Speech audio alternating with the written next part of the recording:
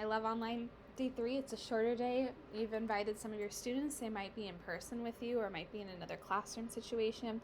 It's up to you where you want to put them. Just make sure you communicate what classroom they'll be staying in. So we want to notice that we're doing intellectually distinguished. We're changing our grad value. Students are going to work on their day 5 bell ringer and write an MLA header. Remind them that they can find all of this information in their planner. It's about them using their resources and trying to problem solve themselves. Take attendance, note absences, and then get into it. Tell them this is a prayer of generosity. This is a prayer we pray on Fridays. They'll have to memorize it. At least the freshmen will have to memorize it for their theology classes. It's an important prayer. Pray, then go ahead and go into the agenda. Notice that we're going to do a bell ringer, go over the quote that they've already reflected on, take a quiz, and then review procrastination. So in the chat, we're going to have them write 3 numbers that are important to them with their name. So I would write Mrs. Pardo, 23, 52, 27. Have them do that first. And when 85% of the class is populated, just cold call on some students. Hey, Quinn, why is 32 an important number to you?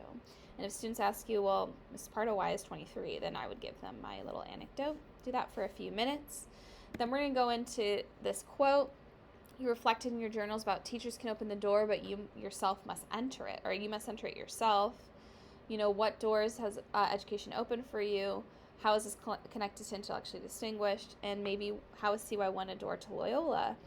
And using this metaphor, right? You know, CY1 can't open the door for Loyola, but it's you that has to make the most of it. So sort of a reminder of, as this is the midpoint of the CY curriculum, you know, we're almost there, don't give up, and the measure you give is the measure you get. Make sure you optimize video and sound before playing this. We're going to start with meditation before we take a quiz.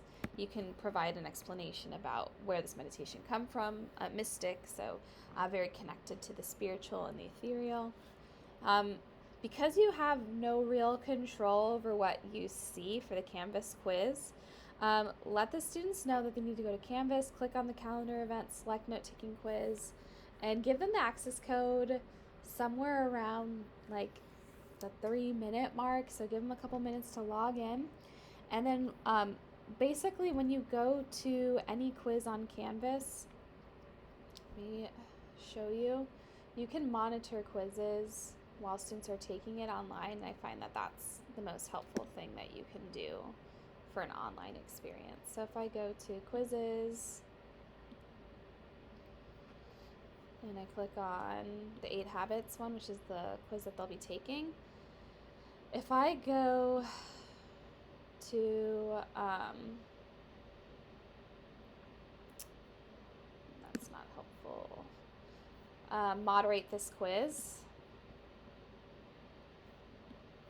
to go a little bit, there we go, moderate this quiz, I'm going to be able to see if it'll tell me, it'll have a time. That's how I know if a student's on or not.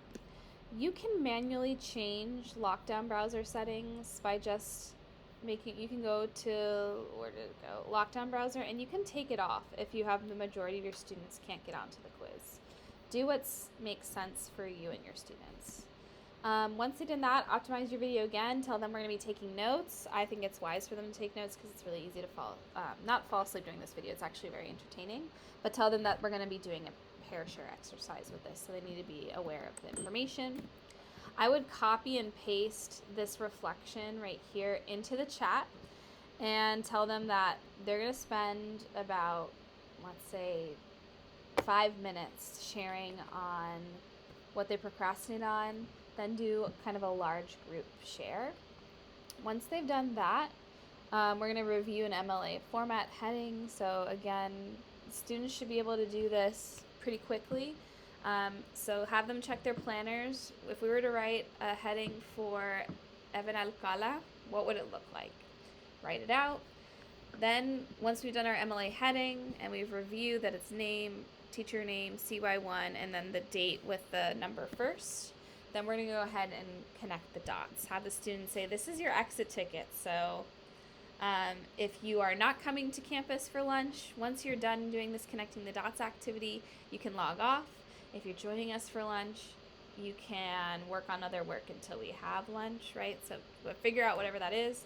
They're writing 3 to 5 sentences, connecting the Tim Urban, the video they just watched with Thomas Frank, their homework video, and they are in those 3 to 5 sentences determining what is the habit they're going to commit to for their Cub Year 1. And tell them that their Cub Year 1 is not just the Class CY1, but it's their actual first year at Loyola. Then they're going to submit their reflection via Genius Scan to the assignment titled Day 3, Connecting the Dots. And then whatever they need to do with their time, work day or enjoy lunch with you all.